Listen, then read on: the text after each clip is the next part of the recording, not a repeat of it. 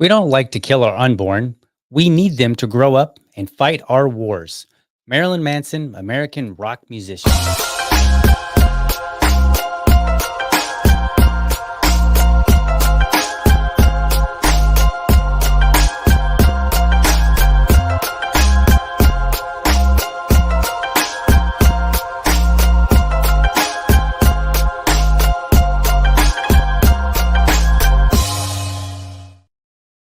All right. Good morning and welcome to another morning episode of the Liberty Dad podcast, a discussion on politics and culture. If you're tuning in live, I want to especially thank you for giving me your time so early. So let's see if I can do this. Do we get it right? There it is.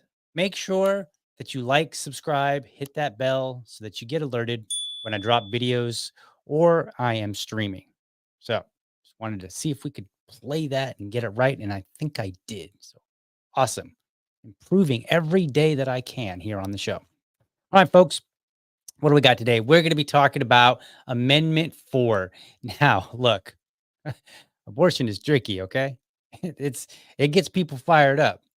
And the truth is, I'm not really supposed to talk about it because last time I checked, I'm not a uterus having person. I believe that's the new term that we're using. We don't say woman anymore. That's verboten. Okay. So, but I'm going to do it anyway because this is my show. So whatever. Now I will say this. Let's start out. Let's just lay this out straight. There is no libertarian position on abortion. Now, what do I mean by that?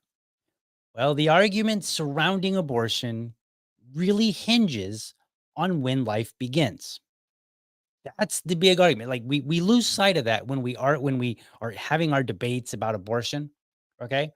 But ultimately it boils down to when does life begin? Because once everybody there is a point for which everyone or maybe most everyone agrees that this is life, therefore it should be protected. So for instance, if a woman or and a man, let's just go with woman. If a woman has a newborn that's 1 month old, pretty much everybody's going to agree that's life. This little baby is life.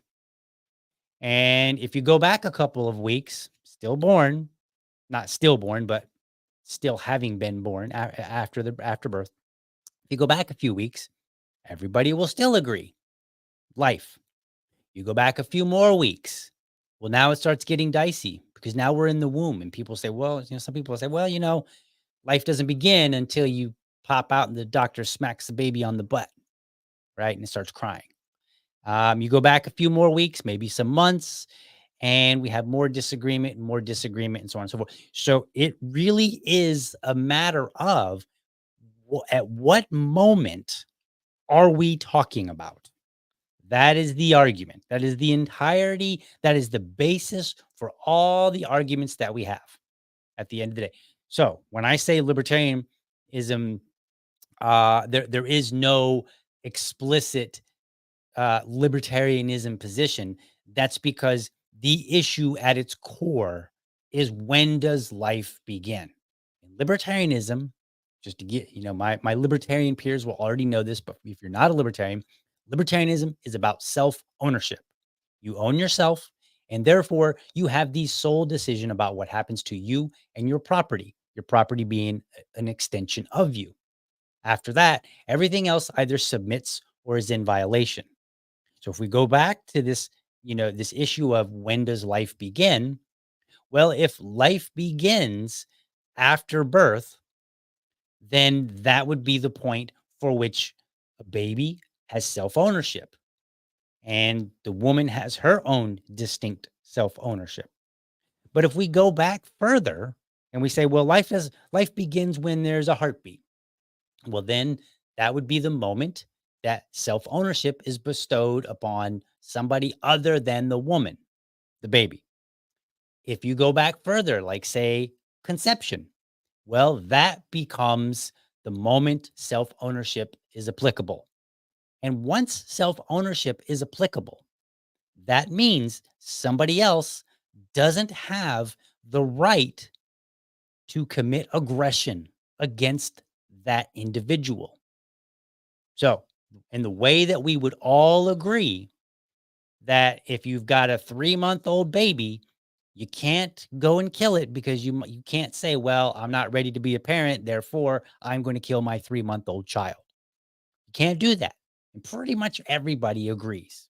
I think a while back there was some there were a couple philosophers who wrote a paper and it stirred up everybody because they were making the argument for post-birth abortion.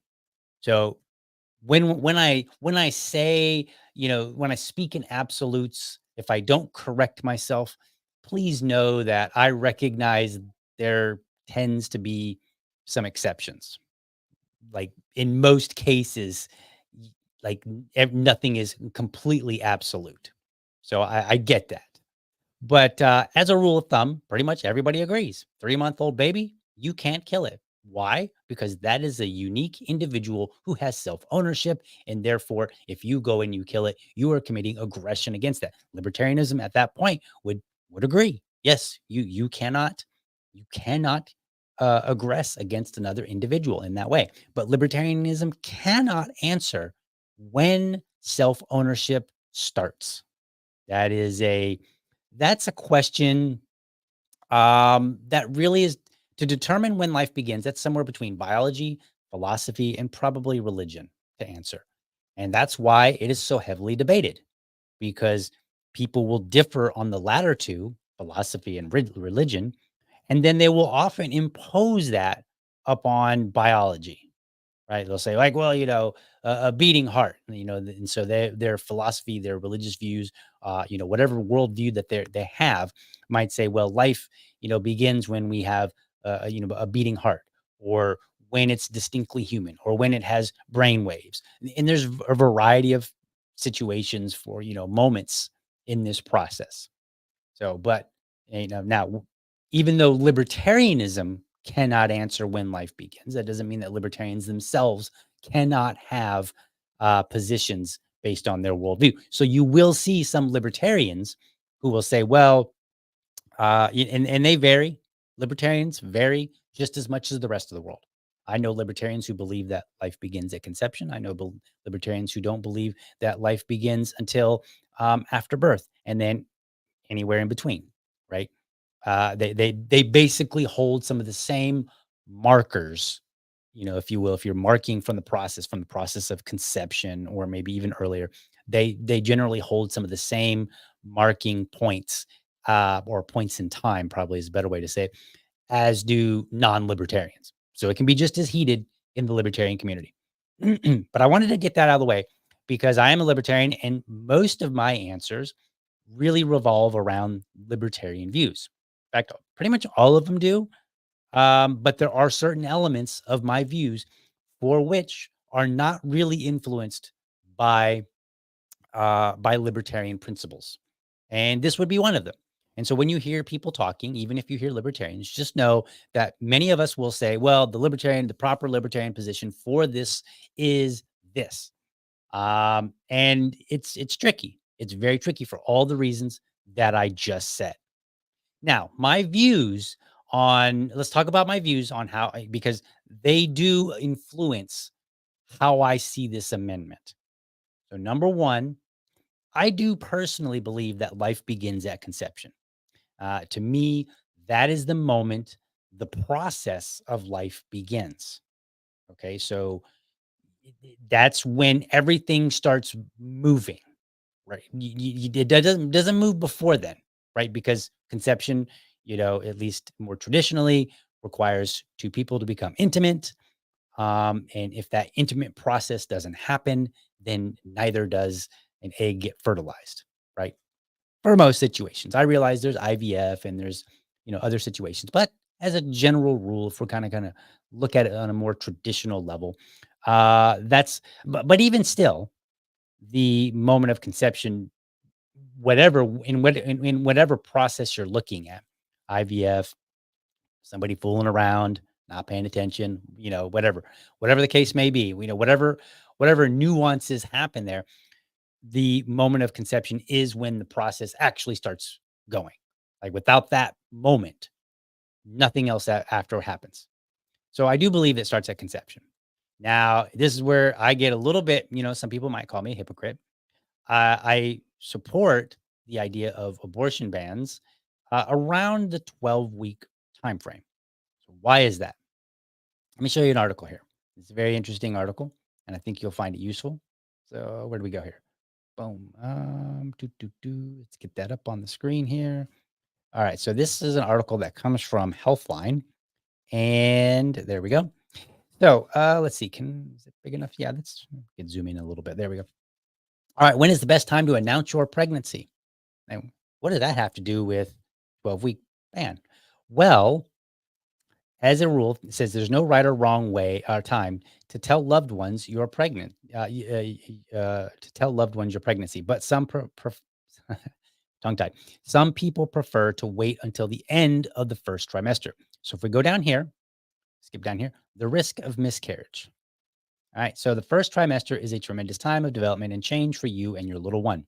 With all that change comes some risk that the pregnancy might not carry to term.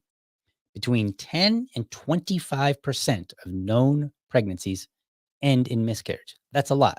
Up to 1/4 of known pregnancies. Now, it could be higher if we include pregnancies that we never hear about that end and nobody knows, like a woman has no idea that she was pregnant. So it's probable that it's closer to like 30%.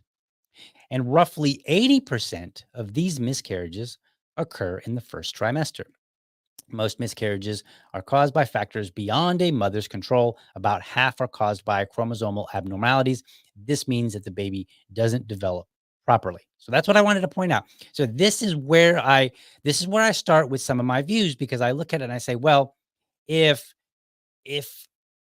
pregnancies end at a rate of like 25% or more, and if these pregnancies, if 80% of miscarriages occur in the first trimester, which 12 weeks, then it seems to me if we're trying to craft a law that kind of works around when does life begin, then 12 weeks seems to me to be appropriate. That gives you plenty of time to say, okay, for whatever reason, I don't want to be pregnant.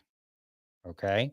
And my understanding is that by 12 weeks, it's pretty much like that's sufficient time for somebody to know. Now, here in Florida, I believe we're at 6 weeks.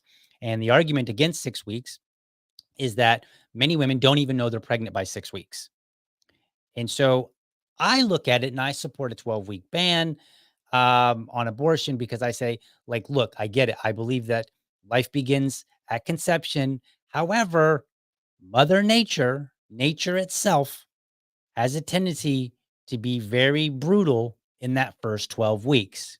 So if we want to mirror biology to the best of our ability through our legal system, and we're determining at what point we should protect an individual because they have self ownership and they cannot be aggressed against by somebody else, including their own mama, right? Then I'm going to go with 12 weeks. Is it perfect? Absolutely not. Is it the best we can do? I think so. I think that is the best moment that we can, like, in terms of the moment in the time process from the time of conception to the time of birth. I think that is the best that we can do, and it is the closest to mirroring biology.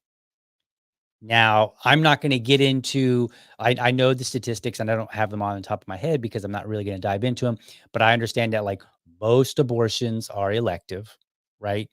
And we want to be mindful when we're having this conversation. A lot of people will bring up like rape and incest. They will bring up other situations like maybe, a mom's too poor. I don't know that those are necessarily good arguments because, again, I look at it and I say, it's a very simple thing. Either we're going to protect life And we have to identify at what moment we start, well, we're not going to protect life. And then it doesn't matter. And I choose to fall on the side of I protect life. And now I have to choose a moment for which that starts. So I don't, so the rest of the questions are really irrelevant to me because you're either protecting life or you're not. End of story. Right. And I'm not going to be like, well, I'm going to protect life. But in the case of rape and incest, I'm not going to protect life. That seems very hypocritical and inconsistent. So I want to be as consistent as I possibly can. Am I comfortable like with my, making this argument to my maker? I am. And I think this is the best, in my opinion, this is the best position to have. And it mirrors biology. It mirrors because think about this. The 12 weeks for miscarriages, that that most women tend not to announce that they're pregnant until after 12 weeks. That's because the high rate of miscarriage. So therefore, they don't want to get excited. They don't want to get all their friends worked up because it's a very emotionally traumatic thing for a woman and a husband and maybe their friends and family to get excited about new life only to find out that it doesn't happen. And so to reduce the the the future depression, I guess, or future sadness, like to reduce it, make it not, make it more uh make it easier to come to terms with. It tends to be that people don't announce until 12 weeks because then there's a high confidence that we're going to make it all the way through to delivery, right? And so that's my personal position. Now, what I'm going to do is I'm going to hit some comments here real quick. Then we're going to go to intermission, and then we're going to come back and we're going to talk about this particular amendment in more detail. So let's see. Mr. Hanush says, "I'm a get government out of it libertarian," and I don't disagree. Um, However, I do fall on the side of if I am talking about protecting life, I still have to pick a moment under which I will start that process. When do I start protecting life? And so that's the line I've drawn in the sand is 12 weeks. I say, all right, this is the time. Even though I actually believe that life begins earlier, I also recognize that 12 weeks is a very it's a very perilous time for a fetus. And fetus may not make it, right? And there's such a high and literally 12 weeks when you look at the data, 12 weeks the risk drops tremendously. We're not talking about like it gradually goes down. It just like boom, it drops. Like you made it to 12 weeks, you probably can expect to have a little baby. Period. Before that, it's hard to say. So that's where I fall. Let's see what other comments we got in here. And I'm just putting them up on you. I'm not even reading them at this point, like ahead of time. The pro-life people need to get out of the pro-choice business and vice versa. If these people would just worry about themselves and their family, this cultural war would stop. Maybe. This one's a tricky one. It really is. And I think it's because we we can continue to have arguments about when life begins and when we should protect it. And so I think that makes it very difficult, but it does become a culture war issue. And we have to wade through the arguments on culture war because a lot of the arguments are really unrelated to the core problem. And that's what makes this topic so difficult because when you look at the argument, if the core problem is when does life begin? When do we start protecting it? Then all the other arguments that you hear about, like, oh, my reproductive rights and all this stuff, and, it's my body, my choice, like, that's not relevant, right? They're just noise. And I know that the pro-choice folk will be like, whoa, wait a minute, what? How'd you can't just say that my arguments and my position are noise. I can, and I just did. If you want to hear it again, you can rewind it.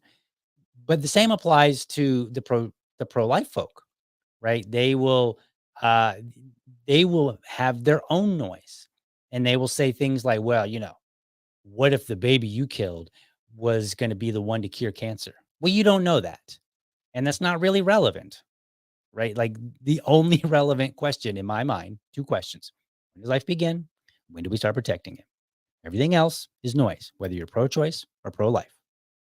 So let's go to intermission here real quick, and then we'll be back and we will talk more about this actual bill. Attention, Florida. We believe in maximum freedom and limited government. There will be multiple libertarians on your ballot this November. So take a chance on something different. I'm Fina Benoan, and I approve this message.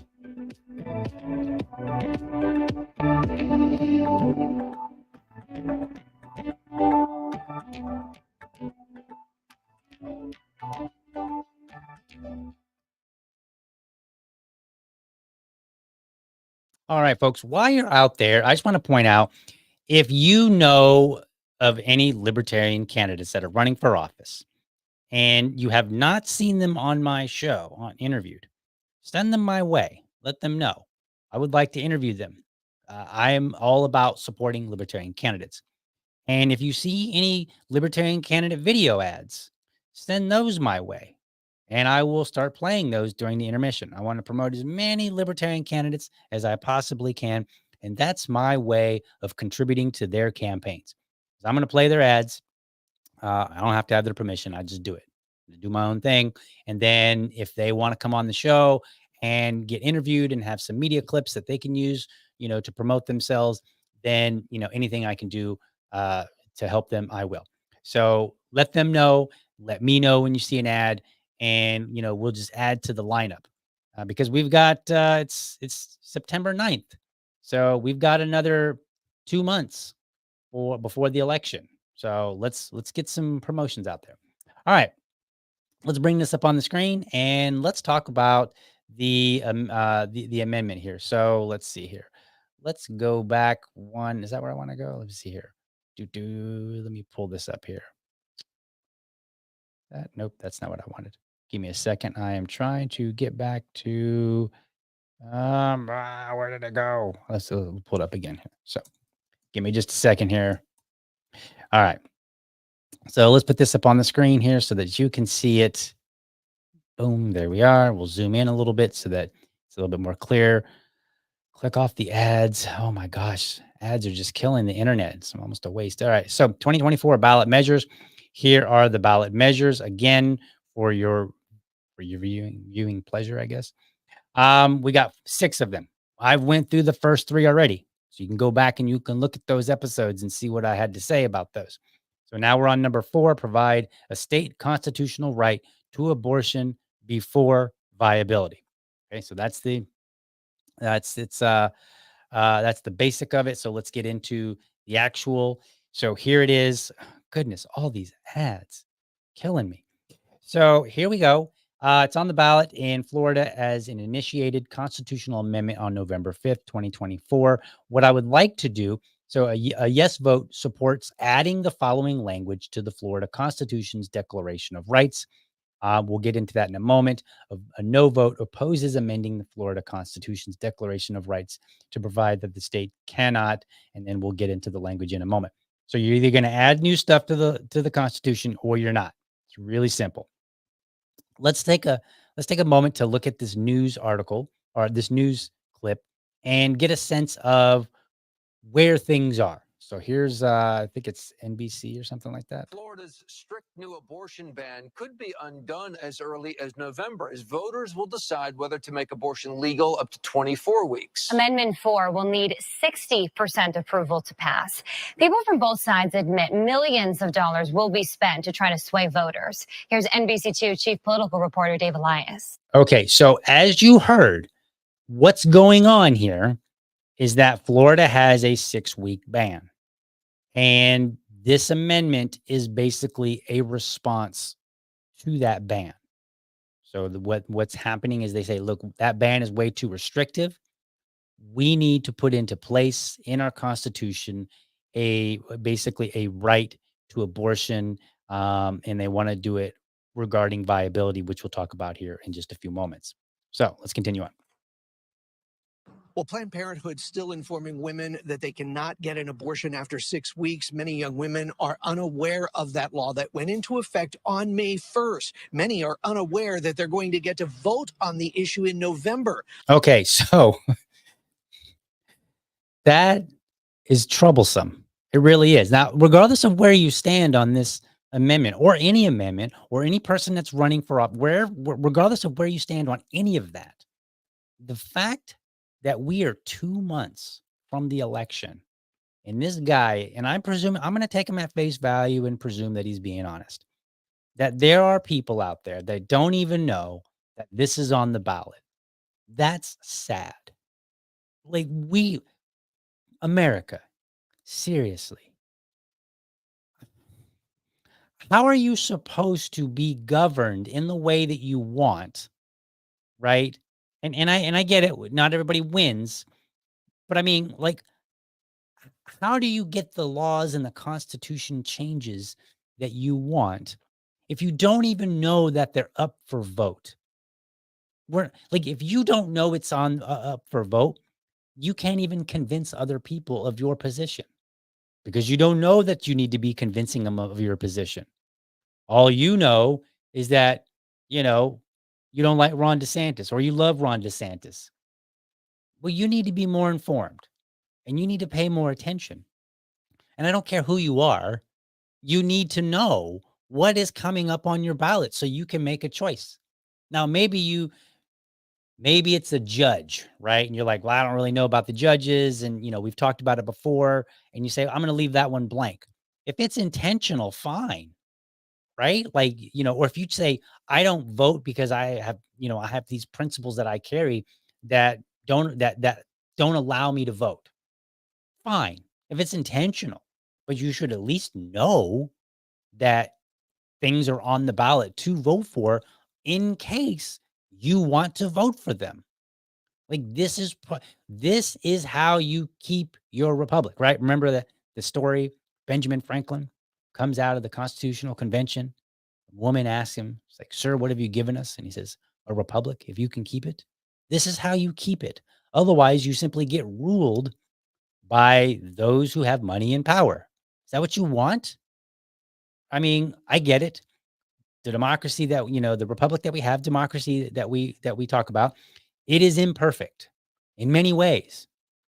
But it's even worse if you're not even familiar what's available to you to go and cast a vote, whether you do or not, or however you choose to do it.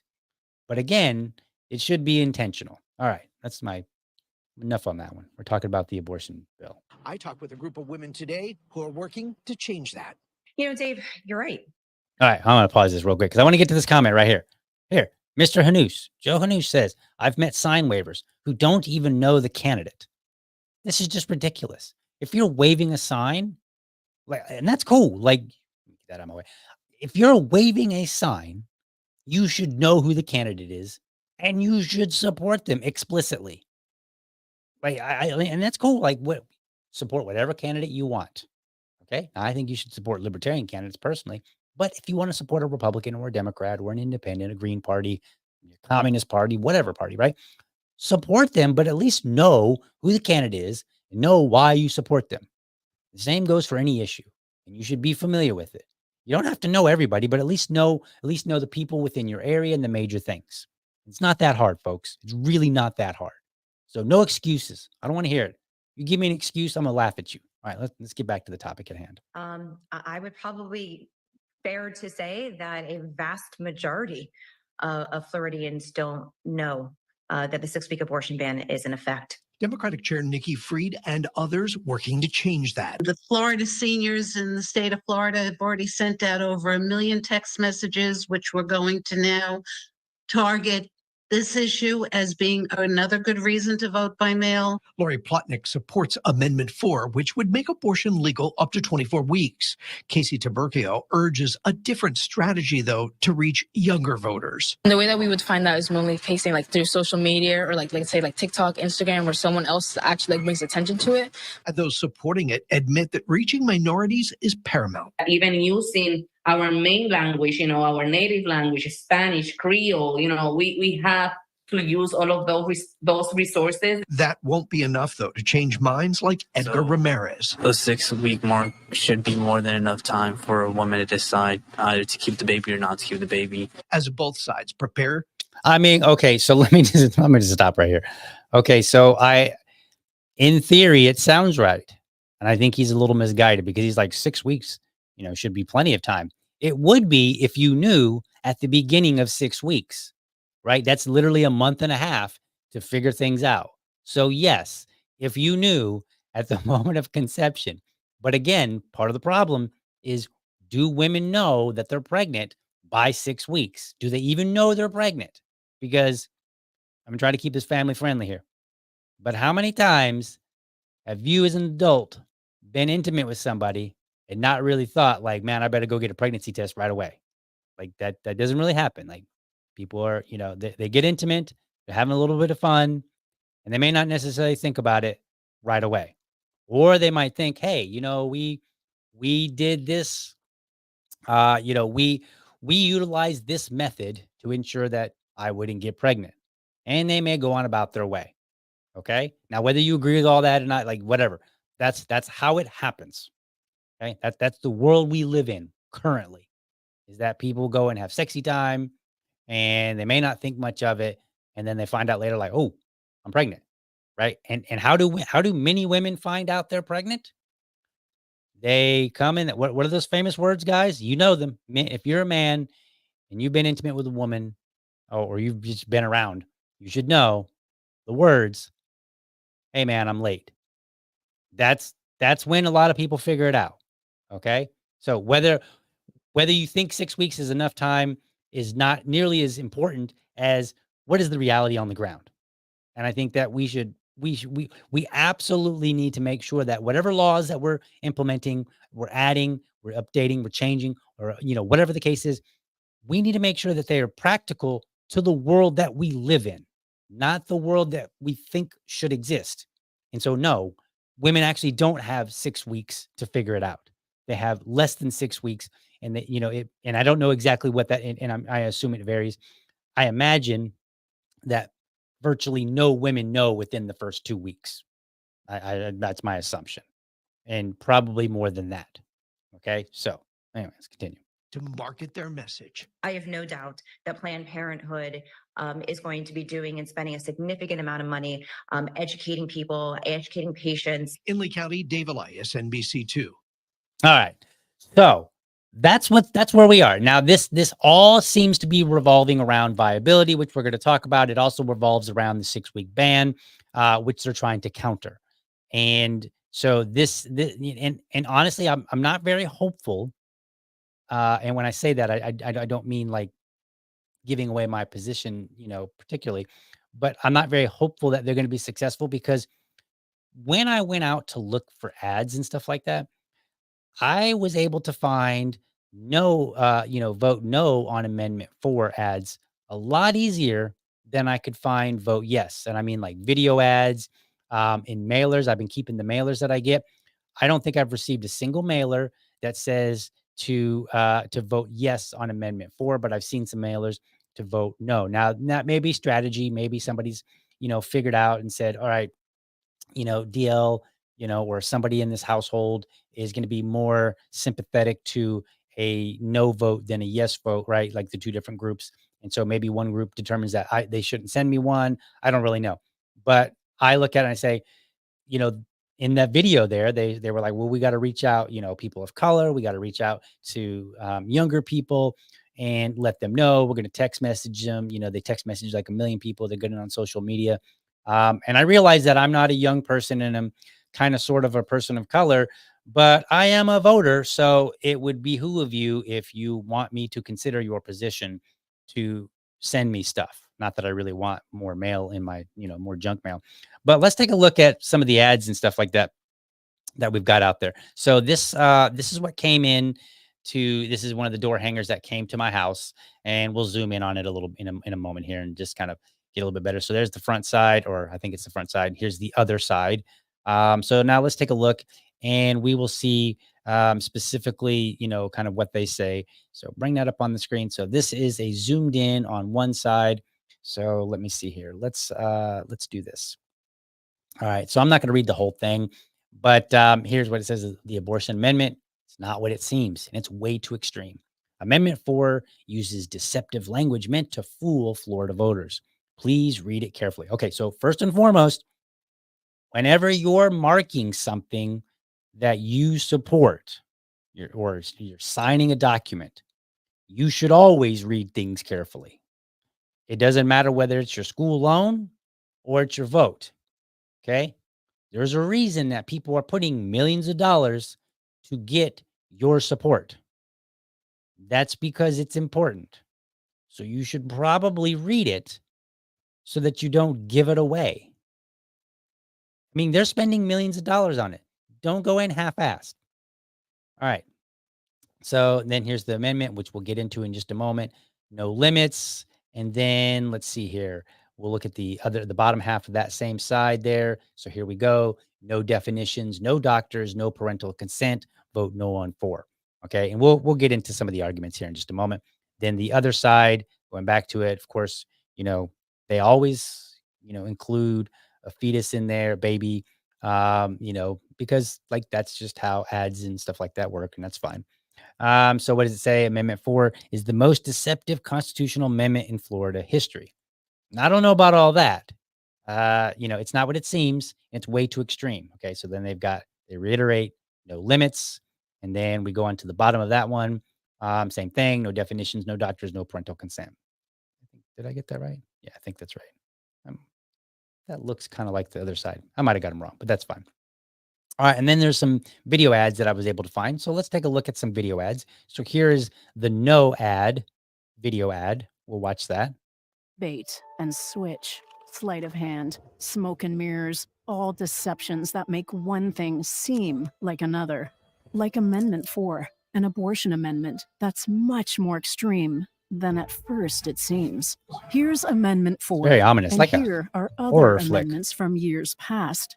Most provide detailed definitions of essential words. So I want to point out something here real quick, because they're like, most of these have detailed definitions of most words. And you'll notice that, they're just going back through any amendment here. So you see like mesh area, coastline, Florida waters. So they just went back and picked one. I don't know if it's actually most, but we will talk about this in a minute because definitions do matter. Anybody that's been watching the show for any amount of time knows that when I do a bill review, one of the important characteristics that I look at is how are things defined, because how things are defined really does matter. So they are correct in pointing out the issue of definitions, whether or not it's uncommon or whether or not this is the most extreme, bill that's ever been put out in Florida. That I can't speak to. And that's one of those arguments where, again, we could argue about it, but does it really matter? Probably not. So let's continue. So voters know what they're voting on. So how many definitions does Amendment 4 provide? 0. This small trick is a big scam. Amendment 4 says no law shall restrict abortion before viability, but never defines viability. It allows late-term abortions for a patient's health, but never defines patient's health. It allows so-called healthcare providers, not doctors, to define these terms, but never defines healthcare provider, a term broad enough to include non-medical staff at abortion clinics. Just as bad, Amendment 4 eliminates Florida's parental consent laws, replacing consent with notification and making abortion the only medical procedure a minor could undergo without a parent's consent. They didn't have to write Amendment 4 this way, but they did. Why? Because they want to deceive you, to make their extreme amendment seem reasonable. This is what Amendment 4's ballot summary says, but this is what it means. No law shall prohibit any abortion at any time for any reason determined by abortion clinic employees. This amendment makes abortion the only medical procedure your child can undergo without your consent. It sounds extreme because it is extreme. No definitions, no doctors, no parental consent. Amendment 4, way too extreme and not what it seems.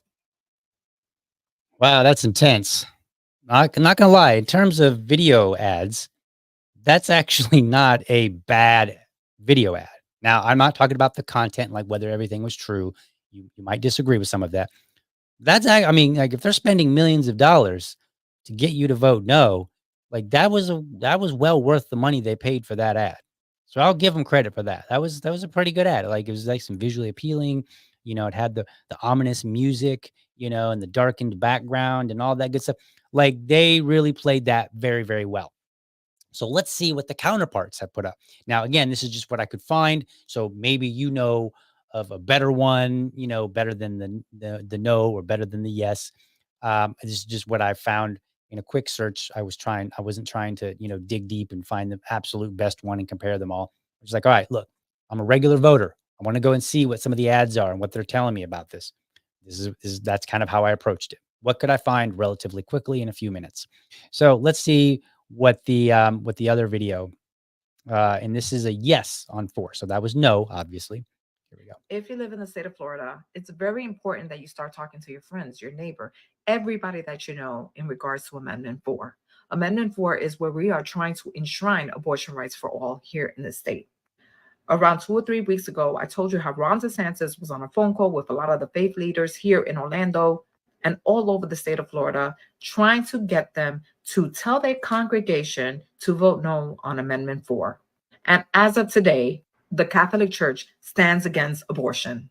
However, the Congregation of Reformed Judaism is firmly for Amendment 4. They are supporting this measure. You better believe that both of these faith leaders are definitely going to push what they believe is right.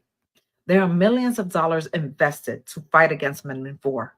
If you live in the state of Florida and you are a resident and you are able to vote, remember, this decision transcends you. The fact is, even if you had kids, your kids plan to have kids. And this decision can actually affect generations moving forward. So voting no is not an option. Vote yes on Amendment 4. Okay, well, voting no is actually an option because that's how voting works. But I understand what she was trying to say. I'm not going to get all like, socially awkward on you guys.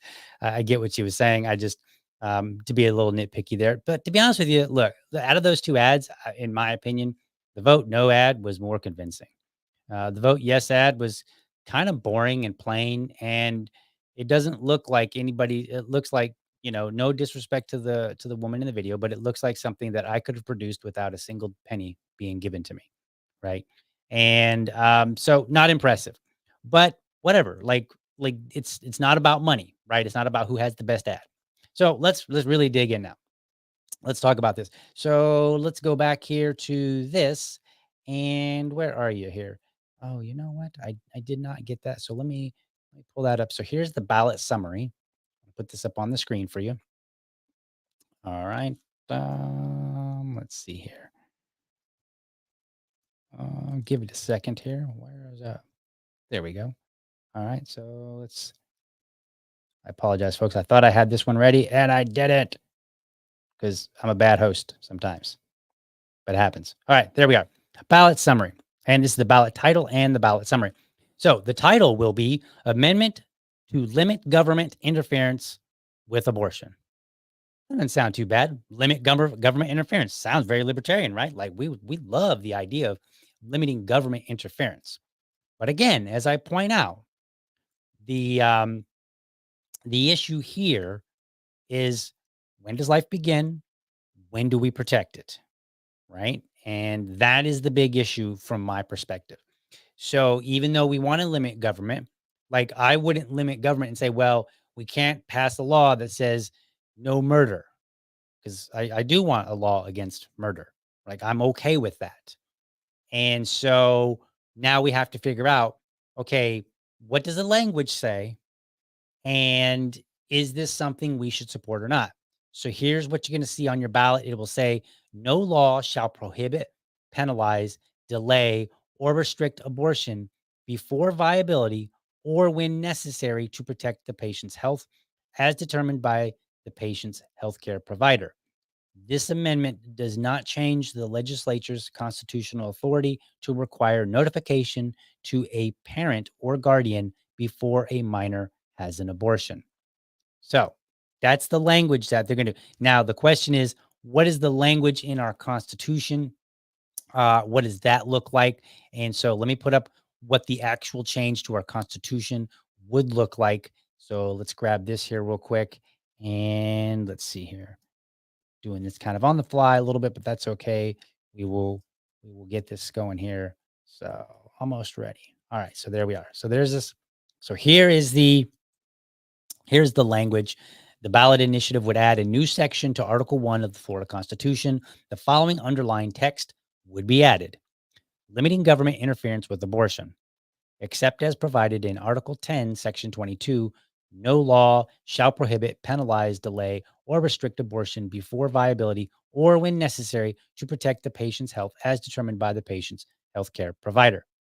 Now, there is some accuracy in vote no, because they say, well, there's no definitions here. And one of the things that you'll notice when you start reading bills is that sometimes they will define something very explicitly, even a word that's defined differently elsewhere.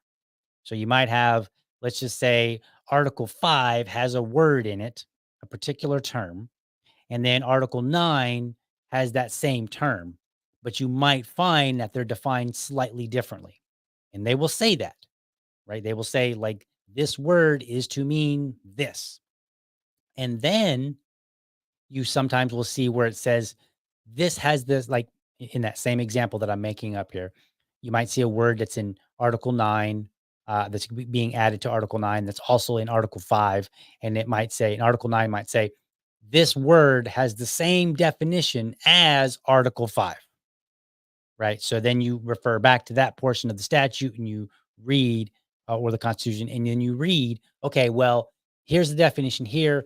That's the same definition that they're operating on over here. So on the vote no, folks, they are correct. There aren't any definitions here. So it's very unclear. Now, where I think they're being a little misleading, or maybe a lot, is they're like, they did this on purpose to deceive you. I don't know that it was written that way to intentionally deceive people. I think it was written that way, I'm guessing here, because they want to have more flexibility. And I don't think it was intentionally to deceive you. Now, there are some cases where I do believe it's where the intention is to deceive. And in my opinion, those situations tend to be where it's a very complicated sentence or it's very confusing to read. So your average voter isn't going to walk in and immediately read it and be able to understand it and make heads or tails without a ton of research. In those particular cases, I would argue and say, yeah, you're trying to be deceitful here because you know darn well that the average person isn't going to walk in without having researched the topic, without having listened to my podcast where I break these bills down, right? They're not going to walk in and immediately read that and fully understand it. This one, I think people would fully understand what they're reading. What they won't understand are the implications.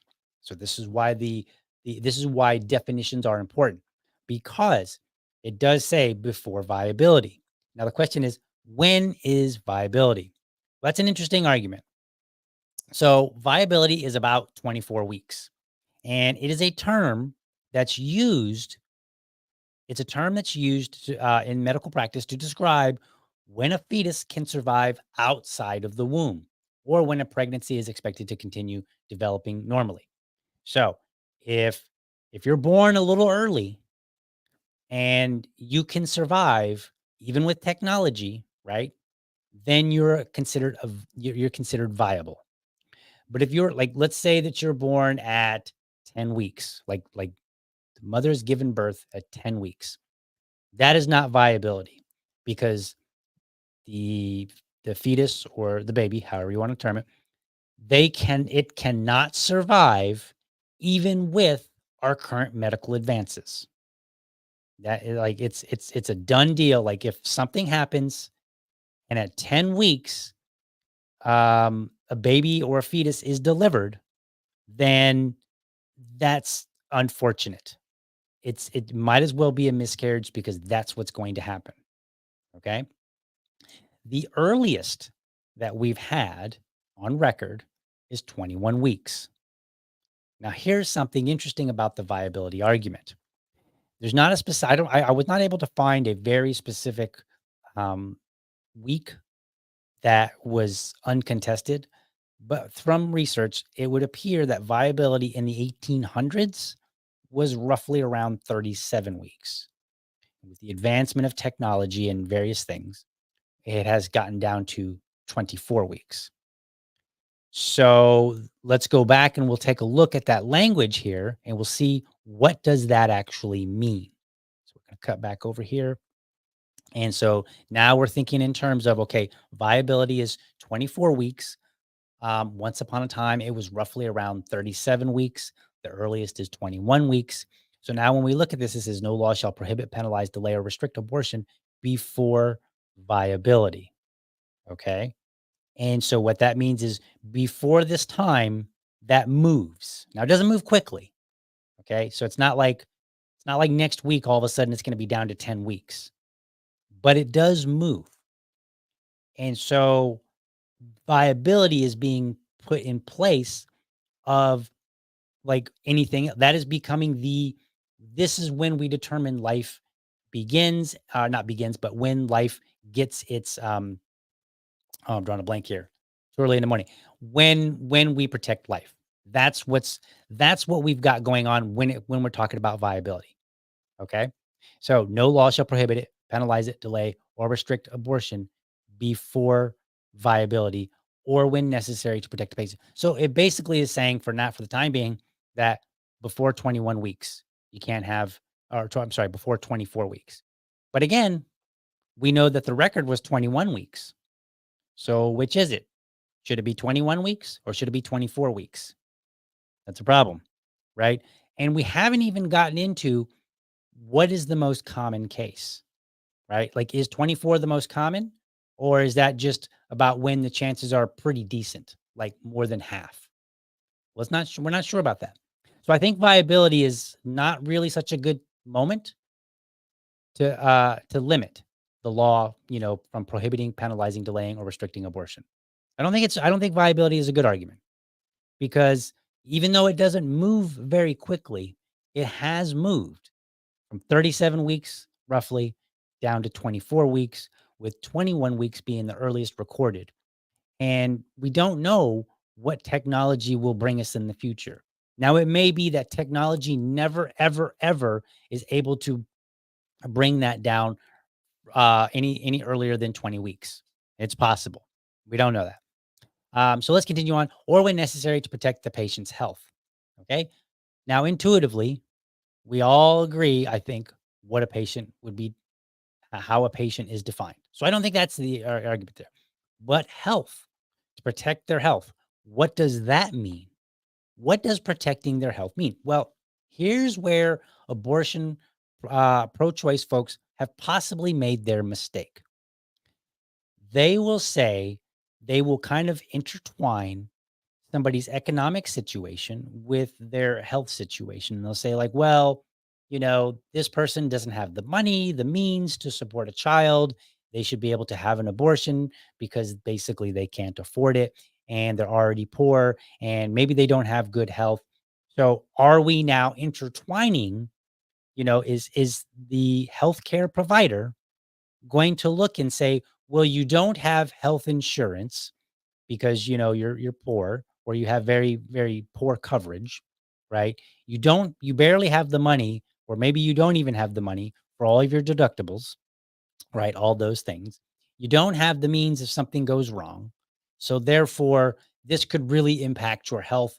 And I want to protect your health because protecting, in a sense, will suggest that you are doing something to prevent a negative thing in the future. So it's a little ambiguous there. It is correct. There is a little ambiguity with protect the patient's health. What does that mean? It's not the same as saying protect like the mother's life. Like that's very clear. Like if a doctor were to say, hey, her life was in danger, the next question is how? How is their life in danger? And then the doctor would have to tell us, well, here, based on our research, based on everything that we know, this is what, we were getting from the test. This is the likely outcome. And so in order to protect the patient's health, here's what I did, right?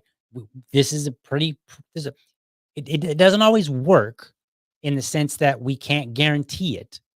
but we have an understanding of what that actually means.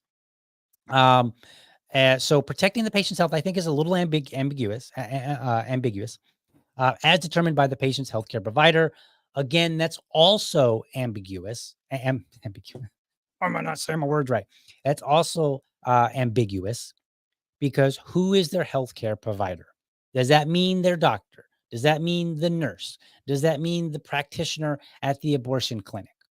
Like, do they get to determine okay, I'm a health, because they're providing healthcare.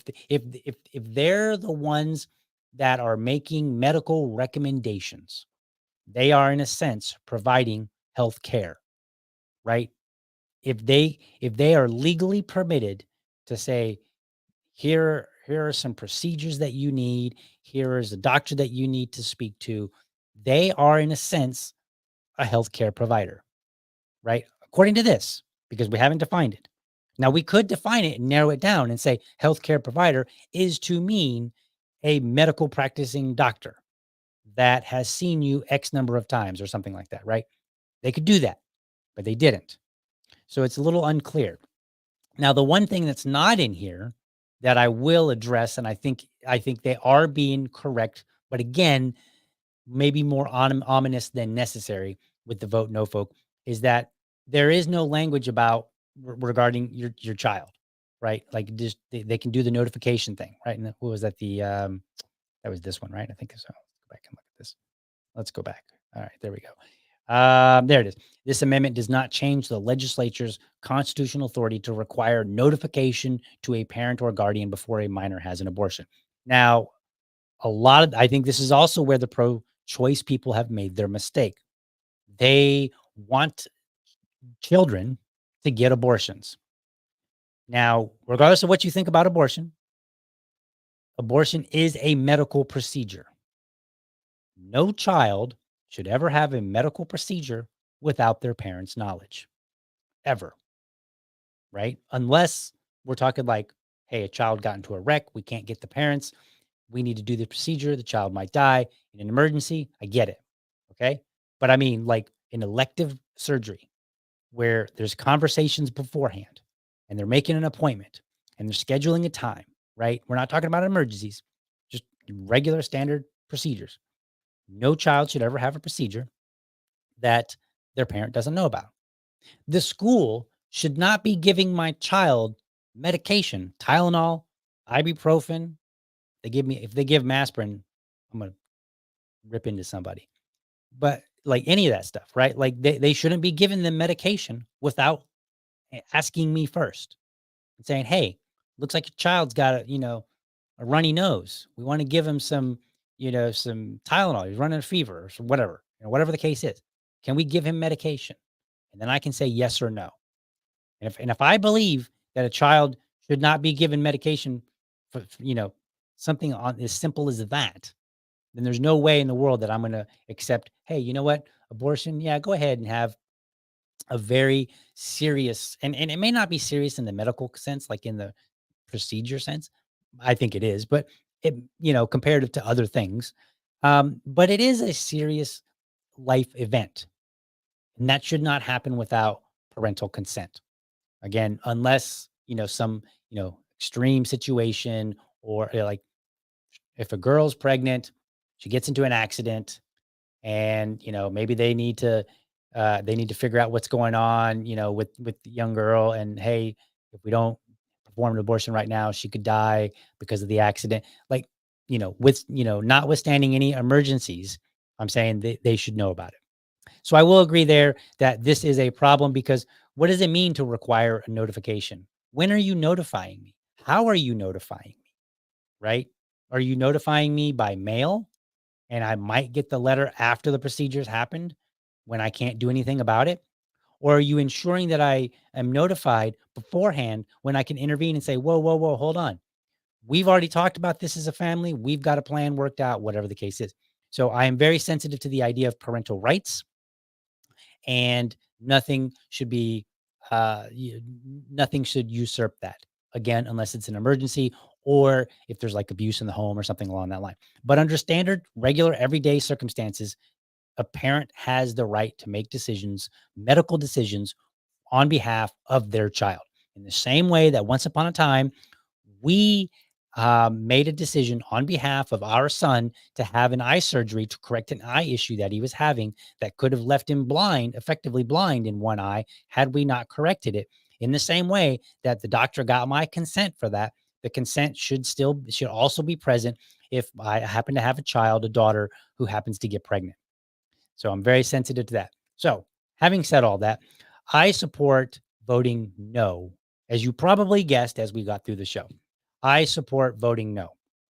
And the reason is not because I fell prey to all the scare tactics that were in the vote no ad. It's because I think they did make some legitimate points, and I want to see more robust language before I'm willing to support it. Because I don't support bills that don't have robust language. I want to have the fewest situations where you have unintended consequences possible. Now, you can never get rid of unintended consequences. There will always be some unintended consequence somewhere, somehow. But if we can look at a bill, or we can look at a change to the Constitution or any governing document that we have, any change to that, if we look at it and we can readily identify all kind of unintended consequences, then we should look at it and say, this bill is no good. Now, does that mean they should just drop it and let it go? Maybe not. Maybe they come back and they say, hey, look, we still don't like the 6-week ban.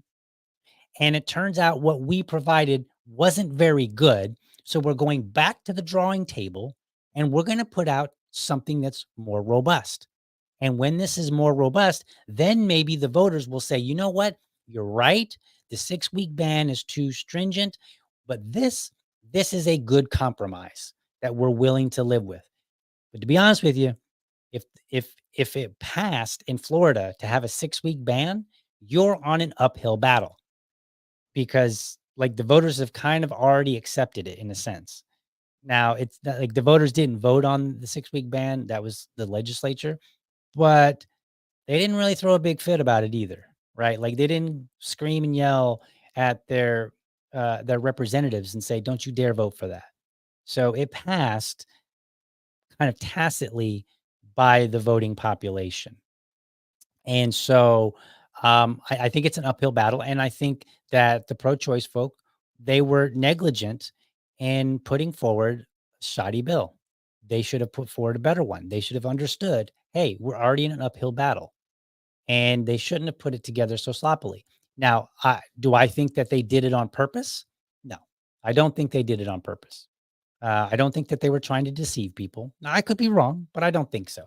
I think they were trying to make it as broad as possible on purpose. I think they purposely wanted it to be broad because the pro-choice folk tend to be more broad when it comes to abortion and reproductive rights. That just tends to be where they are.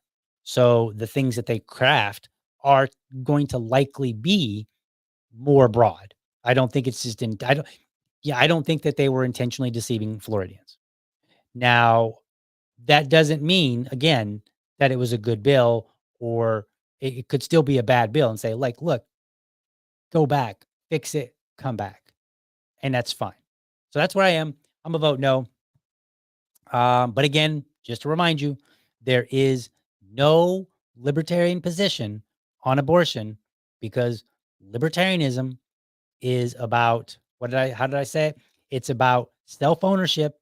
You own yourself. Therefore, you have sole decision about what happens to you and your property, which is an extension of you. Everything after that either submits or is in violation. That's what libertarianism is about. It cannot define when does life begin. That is an entirely separate question. But once we determine that life has begun and self-ownership is bestowed upon an entity, a fetus or a baby, however you want to describe it, once we determine that this entity has self-ownership, then yes, libertarianism is about protecting it. So that's where we are. Let's see. I like this comment here. That was an ad. I presume that Joe is talking about the vote yes ad. Yeah, that wasn't really a good ad. It was like somebody talking, but that's what I could find. So in fairness, there might be a better ad out there that was put together as well as the vote no ad. It may just be that I didn't find it. I just went looking and said, all right, in a few minutes, what can I find? This is what I found. And if they wanted me to find a better one, well, then they should have blasted it all over the place. We're in the age of social media. Shouldn't have been hard to find. I should have practically tripped over it on my way to Twitter to argue with somebody about something dumb that I didn't need to argue with them about. I should have practically tripped over it, but I didn't. I had to go find it, and that's what I found. All right, folks. Thank you for watching. Hope you enjoyed the show. Hope you found it informative and inspiring. Be sure to catch me Monday through Friday, 7:30 a.m. for an informed discussion on politics and culture. Make sure that you're subscribed to my YouTube channel, or if you prefer my Rumble channel, you can go to youtube.libertydad.com, or you can go to rumble.libertydad.com. While you're there, let me know how I'm doing by leaving me a comment. Last but not least, I want you to remember, if you're a champion of liberty, your business is people and your product is liberty. I want you to have a great week. Catch you tomorrow. But for now, I'm out.